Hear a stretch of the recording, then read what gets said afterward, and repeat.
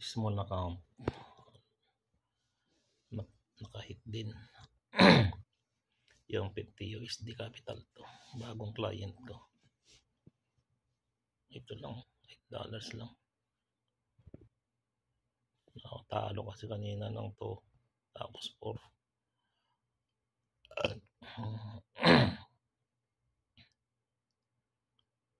Klinas ko kasi yan. Sayang. Malaki sa ano. Hindi bali na unti-unti ko siya. Sale niya na. Manual hate. TP hate. Ayan lang. 50 USD. At least mayroon siyang 115 na. 116 na. Mahirap biglayin. Unti-unti lang baka masunog. Itong mga manang $5 o kaya $6 okay na yan. Ano na siya? Okay.